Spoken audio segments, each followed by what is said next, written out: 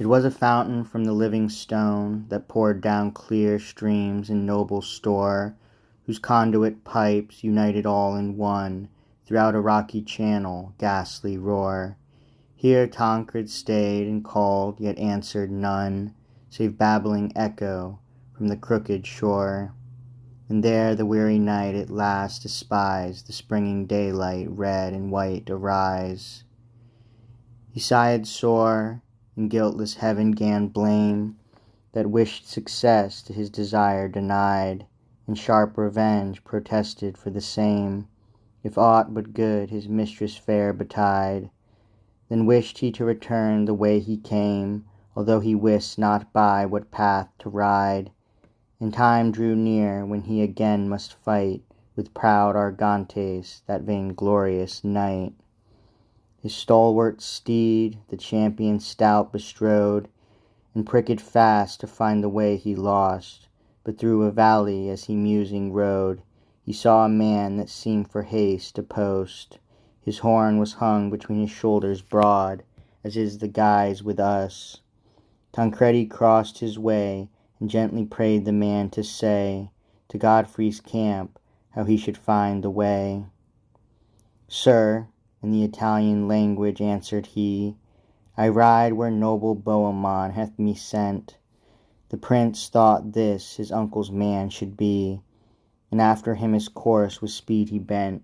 A fortress stately built at last they see, about which a muddy stinking lake there went. There they arrived when Titan went to rest his weary limbs in night's untroubled nest. The courier gave the fort a warning blast. The drawbridge was let down by them within. If thou a Christian be, quoth he, thou mayest till Phoebus shine again here take thine inn. The county of Cosenza 3 days past this castle from the Turks did nobly win. The prince beheld the peace, which sight and art impregnable had made on every part. He feared within a pile so fortified some secret treason or enchantment lay, but had he known even there he should have died. Yet should his looks no sign of fear betray, for wheresoever will or chance him guide, his strong victorious hand still made him way. Yet for the combat he must shortly make, no new adventures list he undertake. Before the castle in a meadow plain, beside the bridge's end, he stayed and stood, nor was entreated by the speeches vain of his false guide to pass beyond the flood. Upon the bridge appeared a warlike swain, from top to toe all clad in armour good, who brandishing a broad and cutting sword, thus threatened death with many an idle word.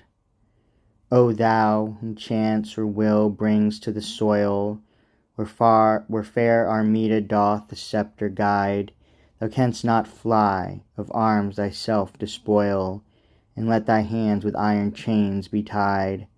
Enter and rest thee from thy weary toil, within this dungeon shalt thou safe abide, and never hope again to see the day, or that thy hair for age shall turn to grey. Except thou swear her valiant knights to aid against those traitors of the Christian crew.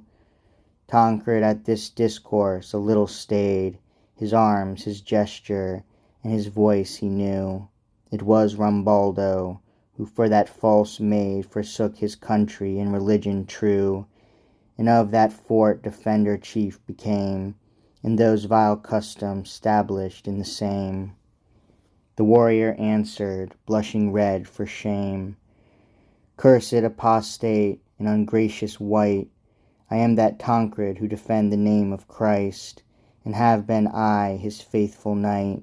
His rebel foes can I subdue and tame, as thou shalt find before we end this fight. And thy false heart cleft with this vengeful sword shall feel the ire of thy forsaken lord.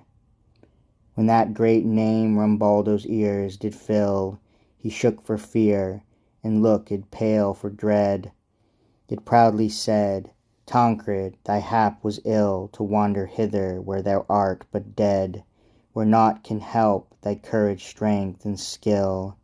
To Godfrey will I send thy cursed head, that he may see how for Armida's sake of him and of his Christ a scorn I make.